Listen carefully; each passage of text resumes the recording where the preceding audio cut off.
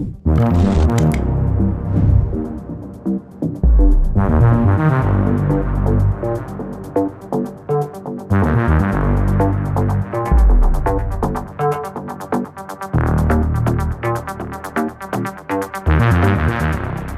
aš Dailius Dargis, kaip visą laiką sveikinuosi su jumis per visas mūsų platformas Patreon, Contribui, YouTube. Ačiū, kad sekate, žiūrite mano video ir kaskart laukiate mano naujų darbų. Na ir šiandien kriminalinėje Lietuvos zonoje turime ypatingą pasakojimą, kaip ir beje mūsų visi kiti pasakojimai. Tai papasakosime ir jums pristatysime kelis pačius garsiausius Lietuvos mafijos, tiesiog Kauno mafijos architektų klasikų namus. Namai, kurie galbūt šiandien atrodo juokingai, tai yra visgi 90 metų šedevrai, bet jums pakankamai gerai žinomi arba yra primiršti. Ir ne ką įdomesni yra tų namų savininkai arba buvę savininkai, šeimininkai ir jų aplinka. Taigi šiandien tikrai pravažiuosime per visą Kauną ir kaip visą laiką Kaune įdomiausios istorijos. Ir būtent, patikėkite, yra labai daugybė įvairiausių tų namų, kuriuos mes šiandien parodysime. Ir renkant medžiagą šitam epizodui dar sužinau tokią vieną įdomybę, kad Kauno Vilijampolėje yra dar daugiau įvairiausių namų, kuriuose gyvena iki šiol tų buvusių labai gerai žinomų Kauno gangsterių artimieji, tai yra tėvai, sesės, dar kažkokie dėdės, giminaičiai, vaikų vaikai ir taip toliau ir panašiai. Ir visgi tie namai dar toliau turi savo tas istorijas. Bet šiandien jums pristatysime kai ką daugiau. Taigi ačiū ir kad sekate ir žiūrite.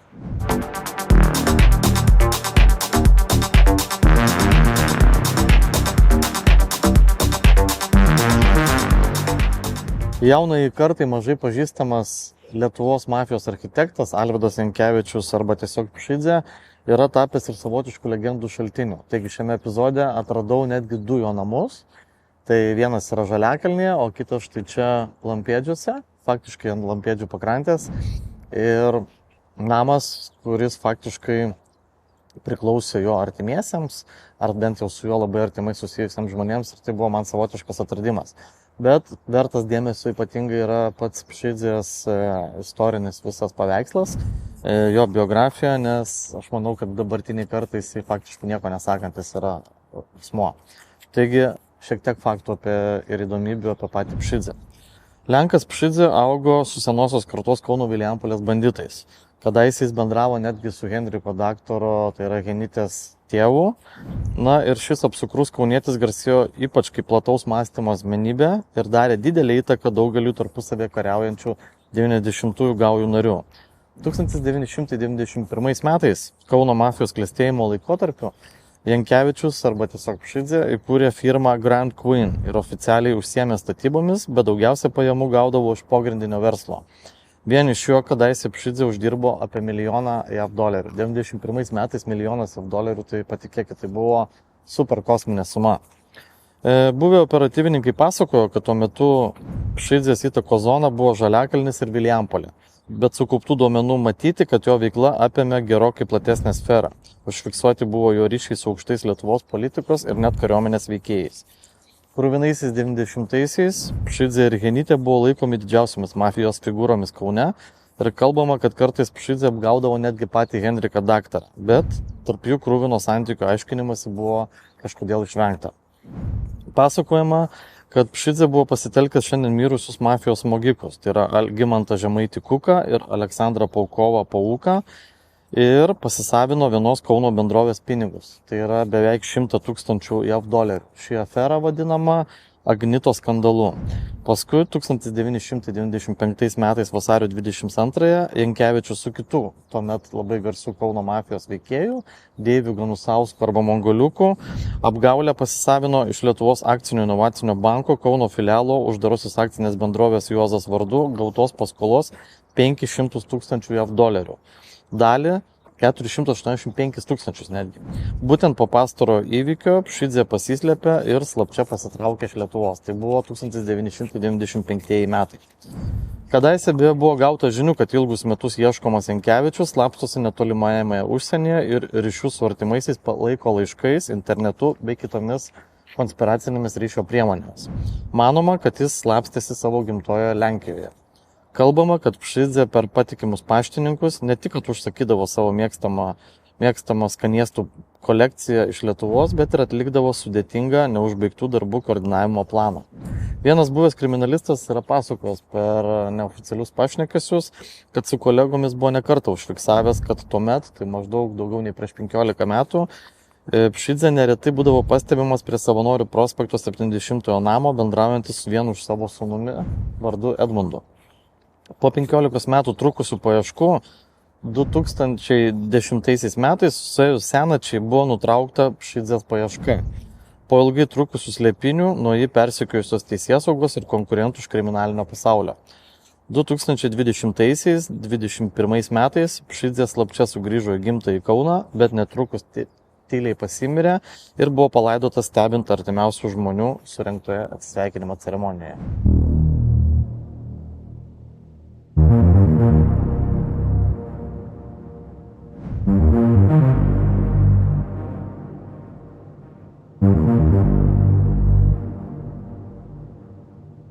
Namas Savanorių prospekte, kuriame gyveno Alvydas Jankevičius, ilgą laiką po jo dingimo 95-ųjų pabaigoje stovėjo tarsi vaiduoklis. Atrodė, kad jame niekas negyvena. Oficialiai šis gražioje ir pakankamai judrioje Kauno vietoje esantis namas gangsterių niekada nepriklausė. Sklypą dar su 1934 metais pastatytų statinių kadaise įsigijo dvi jaunos šeimos. Namą joms padovanojo prieš tai buvę šeimininkai. Manoma, kad tikrai savininkai, už kurių galėjo stovėti Pšidzė, iš tiesų gyveno netgi Žemaitijoje, tai yra Telšiuose ir Mažeikiuose. Visas Kaunas kalbėjo apie prabangą išsiskiriantį Pšidzės namą Žaliakalnyje, kitoje kadaise klestėjusio legendinio miesto restorano Žalias kalnas, kurio vietoje dabar veikia, kaip matome, vienas iš prekybos centrų pusėje. Šioje viloje buvo įrengti 8 kambariai, kurių bendras plotas per 500 kvadratinių metrų, 2 baseinai, 3 vonios kambariai, 5 tualetai, pirtis, didžiulis holas bei aktų salė. Čia, kaip spėjame, vykdavo mafijos gaujų viršūnių pasitarimai. Praeiviams į akis krintantis Pšidzės namas Savanorių prospekte buvo pradėtas statyti dar 1988 metais dviejų asmenų vardu. Baigtas buvo 1992 metais. Ir namas, kurio gyvenamasis plotas net beveik 800 kvadratinių metrų, išsiskiria tiek vidaus, tiek išorės prašmatnumu, apdailai sunaudota daug marmuro. Beje, šalia jo yra šiandien atgyjantis ir galima sakyti, kad naują kvėpavimą turintis Dainos kino teatro pastatas, kuriame, kaip žinia, vyksta įvairiausios kultūros renginiai, kino filmų peržiūros, daugybė koncertų ir kitų dalykų. Taigi tikrai vieta yra labai tokia išskirtinė. Ir aš manau, kad jeigu parduotų dabar tą namą, tai dabartiniai savininkai, kurie galbūt vienaip ar kitaip siejami, o gal ir visiškai nesiejami su Pšidze, tai aš manau, kad jie uždirbtų tikrai gal ir net ne 1 milijoną eurų. Na ir šiaip apie patį Pšidzę kalbant, tai galima sakyti, kad paslaptingai dingus Pšidzei šis namas daugelį metų buvo tiesiog tuščias. Jis stovėjo nenaudojamas, šalia jo buvo pastebėti kažkokie tokie, kaip sakau, nuvyti automobiliai, nenaudojami, seni, pasenę, surūdiję, niekam nereikalingi. Ir kartėmis prie jo privažiuodavo mašinos su Alytuje išduotais valstybiniais registracijos numeriais, bent jau taip tuomet pastebėjo namą stebėję operatyvininkai ir šiaip pro jį atsitiktinai pravažiavę žmonės. Taigi Pšidzė tikrai, galima sakyti, buvo ikoninė Lietuvos ir senosios Kauno mafijos figūra. Ir todėl nieko stebėtino, kad netgi, sakykime, abu namai tiek Savanorių prospekte stovintis, tiek štai čia Lampėdžiuose esantis jo namas, jie netgi savotiškai architektūriškai žvelgiant ir stilistiškai žvelgiant yra labai panašus ir netgi savotiškai identiški.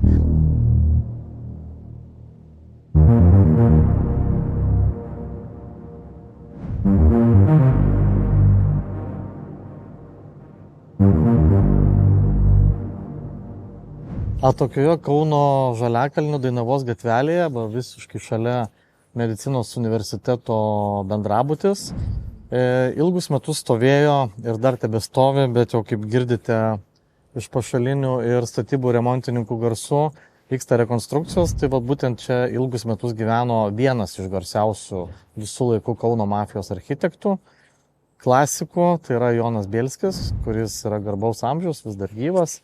Mėgaujasi laisvę, gyvena laisvėje, nevaržomai gyvena, kiek tenka girdėti. Ir iš tikrųjų, manau, dabar dar ir prieš savo orės pensiją galės pasimėgauti tikrai rimtais pinigais gavęs už šitą tvirtovę. Pirmą kartą skelbimas apie šį parduodamą beveik 900 m2 bendro ploto namą pasirodė dar 2002 ir tuomet buvo prašoma suma 1,2 milijonų eurų.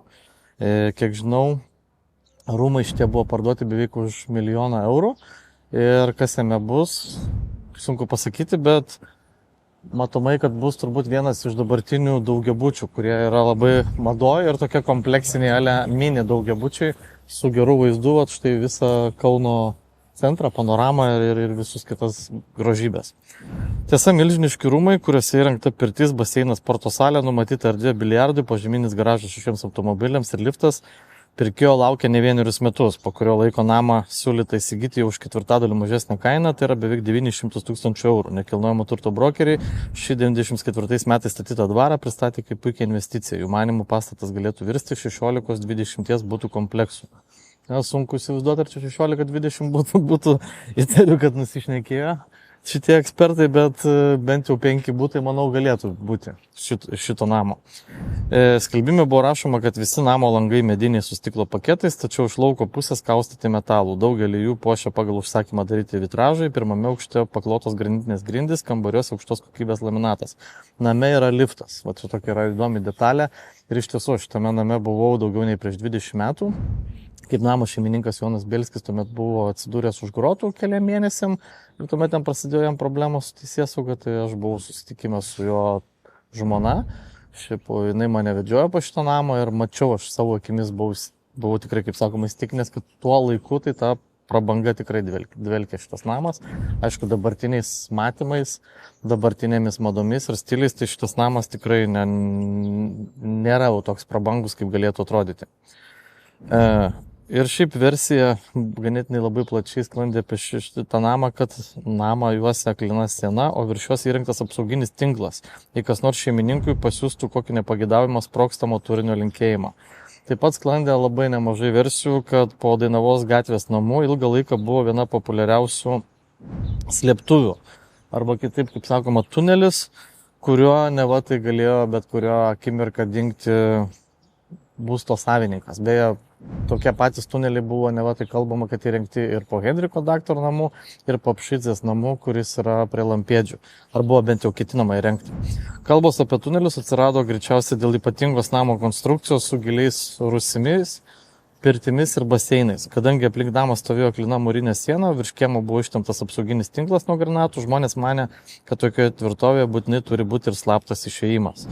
Iš tikrųjų buvo ten tokių legendų, kad kaip prieš 20 metų Jonas Bielskis pabėgo iš šito namo ir faktiškai iš teisėsaugos panosės, kad neva tai nusileido būtent to tuneliu vos į miesto centrą ir ten kažkaip pabėgo įvairiausiais pagalbiniais automobiliais, bet vėliau ta versija buvo paneigta, nes pasirodė, kad visgi viskas buvo kur kas paprasčiau. Jis tiesiog išėjo ramiai iš to namo, atsisėdo į netoli namų laukiantį automobilį kažkieno, įsėdo ir paskui pasislėpė. O pasislėpė jisai buvo išvykęs iš Lietuvos ir faktiškai po 4 mėnesių nuo pabėgimo buvo surastas Sankt Peterburgo vienoje iš geležinkelio stočių. Kai pasakė, ką jis veikė tuo metu, tai sako, aš sėdėdavau ir lošdavau kortomis. Nes Jonas Bielskis turėjo tokią pomėgį lošti kortomis ir ganėtinai statė didžiulės pinigų sumas. Taigi, ikoninis veikėjas, ikoninis namas ir manau, tai vienas tokių ryškiausių 90 metų architekto simbolių, kurie jau dabar vis kažkokia modernė šiuolaikiška statyba.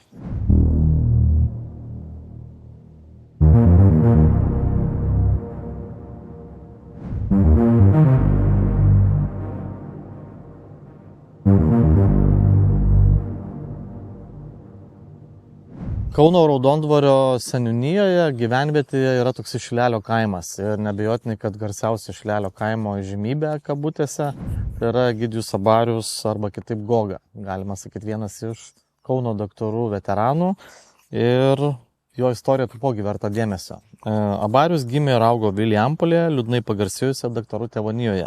Tai yra Naujalio gatvėje per 3 namus nuo Henriko daktaro šeimynos namo, pažymėto 18 numeriu. Pirmą kartą į teisėsaugos akiratį Abarius pateko dar prieš 50 metų, tai yra 1976 metais. kada aukščiausias teismas buvo nuteisęs jį už išžaginimą kartu su vėliau autoavarijoje žuvusiu to paties Henriko daktaro broliu Mečislovu. Gogai buvo paskirta net 8 metų laisvės atėmimo bausmė. 1984 birželio 1 sugrįžęs iš įkalinimo įstaigos, Abarius vertėsi spekulaciją ir pradėjo artimai bendrauti su kitu tarp Kauno šešėlinių veikėjų ypač pagarsėjusių asmenių, taip pat šiame epizode minimu, tai yra Andriumi Jankevičiumi pravarde Pšidze. Abarius ypatingai iškilo 1990-91 metais, kai ėmė reikštis ekonominėje srityje. Nuo to laiko jis ėmė žaibiškai kilti kriminalinės karjeros laiptais. Nusikaltėlių pasaulio elite jis galutinai įsitvirtino po to, kai 92 sausio 13 į laisvę sugrįžo Henrikas daktaras, Goga tapo vienu artimiausių jam žmonių. Būtent nuo tos dienos Abarių kauniečiai kriminalistai ėmė vadinti dešiniąją daktaro ranka. 2011 lapkritį apklausiamas daktarų teismo posėdėje Klaipėdos apygardos teisme Gogos pravarde gerai žinomas vyras prisiminė savo kriminalinės istorijos pradžią, didelius pinigus Vilijampolės gaujos bosams užtikrinusius šešėlinius verslus. Jisai pasakojo, kad būtent aš su daktaru gimiau ir užaugau vienoje gatvėje, spirito biznio laikais mes nesidėjome po tiltais prašydami pinigų, o aktyviai veikėme. Kai 1984 sugrįžau iš kalėjimo, jis mane parėmė, po to, kai jis sugrįžo maždaug 91-aisiais, aš jam padėjau atsitiesti. Jų korupcija tais laikais buvo nevaldoma. Privatizacijoje mes nedalyvavome, Vilijos restorane ištisus vakarus girtokliaudavo nemaža dalis tuomečių Kauno policininkų, nuo aukščiausių iki žemiausių. Mieste tai buvo vieša paslaptis. Manoma, kad būtent Egidijus Abarius kartu su keliais įtakingais asmenimis finansavo Kauno Ryšių gatvės telefono pokalbių klausymosi sistemos projektą, arba vadinamą ryšių mazgą.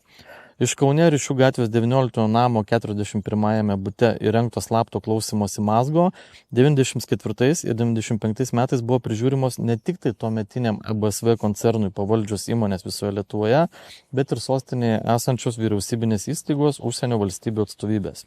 Šis slaptą pokalbių pasiklausimo mazgą tada įrengė ir kartu su kitais antenų specialistais prižiūrėjo vienas buvęs KGB karinės žvalgybos GRU elektroninės žvalgybos centro Linksmakalnyje veikusio informacinio analitinio skyriaus karininkas vardu Eduardas Guralija.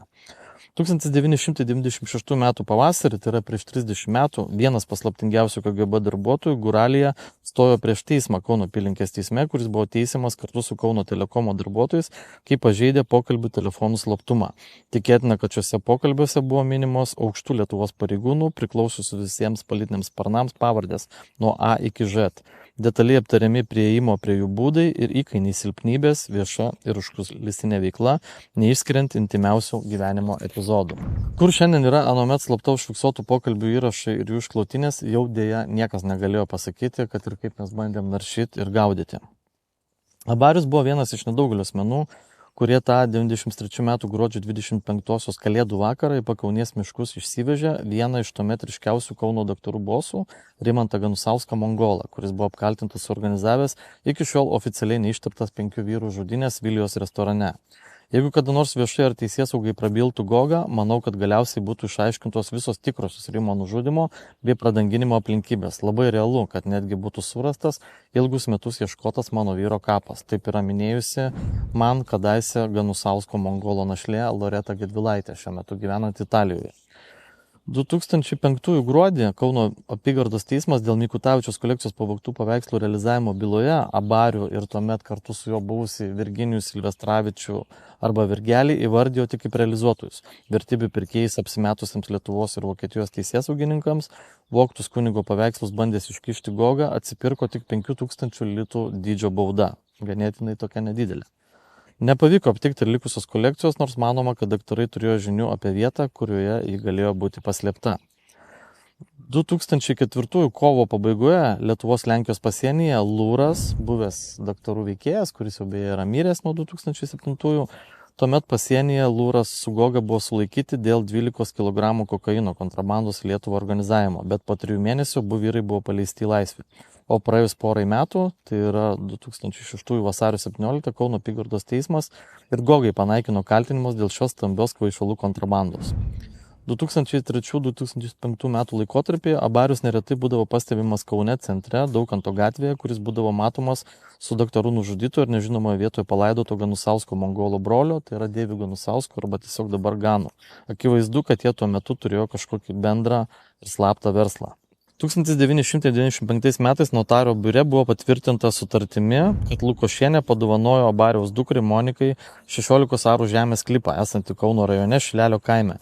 Beveik 241 kvadratinių metrų ploto gyvenamąjį namą su kitais statiniais.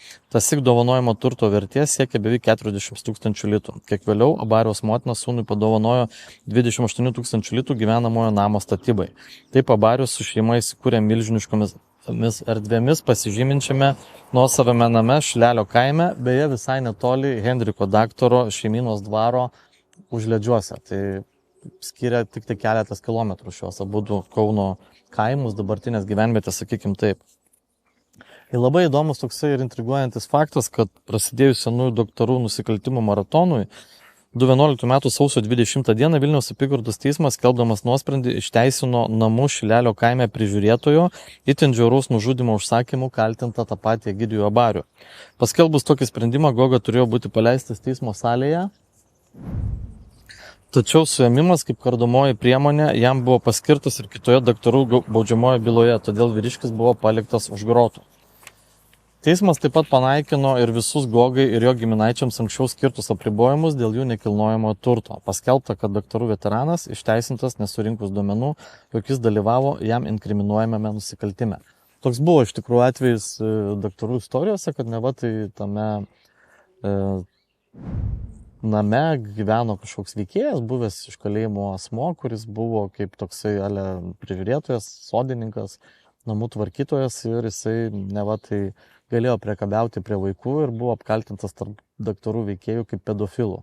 Vėliau jis buvo nužudytas ir rastas jo labai sunkiai išniekintas kūnas, lavonas, toks netgi izoliacija, apsuktas veidas ir kriminalistai tą visą dalyką išnarplėjo ir žodžiu, ir jie suprato, kad tai buvo tiesiog tokia ciniška žmogžudystė iš keršto.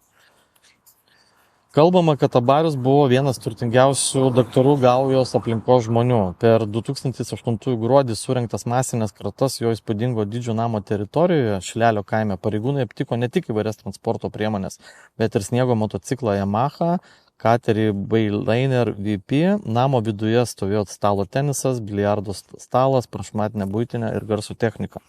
Gogos vardu oficialiai registruotas buvo tik tai 2003 gamybos Mitsubishi Montero Sport automobilis. Tačiau vieša paslaptis, kad Abariaus giminaičių bei patikėtinių vardais buvo įforminta nemažai nekilnojamo turto. Tai yra butas, žemės sklypai, gamybinės patalpos, tarp kurių yra net legendinis Kauno laisvalaikio bei pirčių kompleksas Kauno Undinė, kuris, kaip žinia, dabar yra nuverstas ir jo vietoje stovi Lidl parduotuvė. O jo patalpose, Undinės patalpose ilgus metus veikė legendinis Tailando bokso treniruočių klubas Titanas.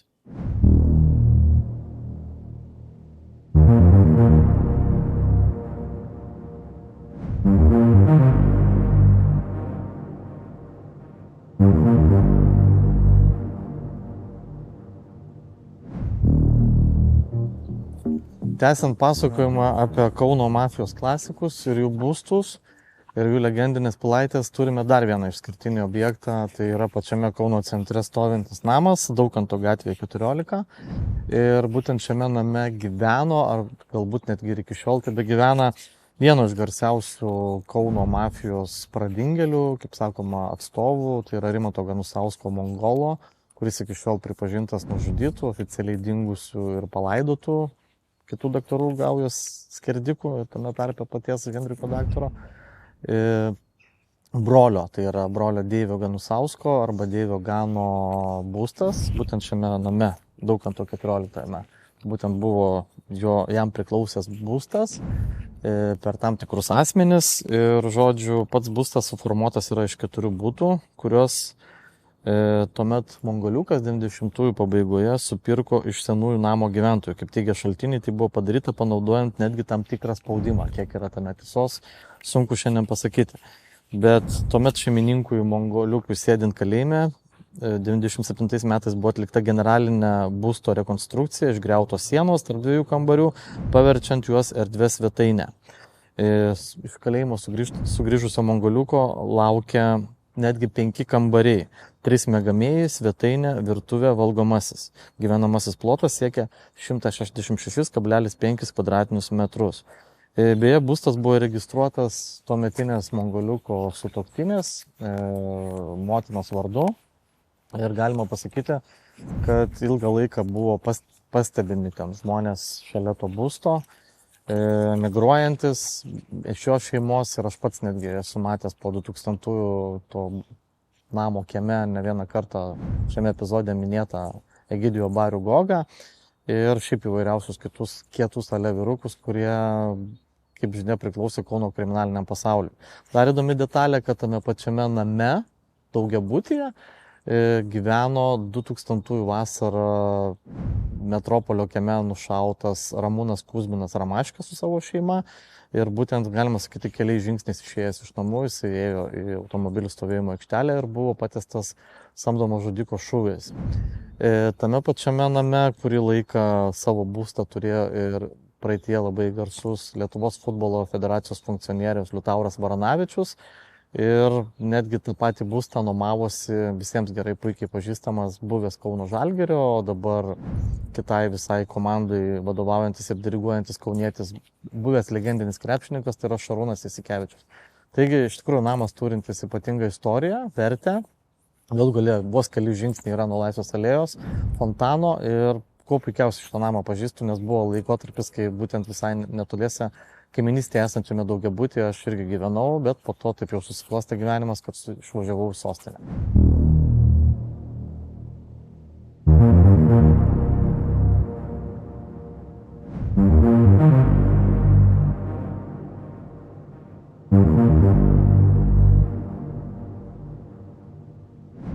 Šiame video epizode aišku, kad didžiausias ir pagrindinis perlas tai yra Kauno mafijos klasiko numeris 1 Henriko Daktaro arba Genytės dvaras Užliedžių kaime.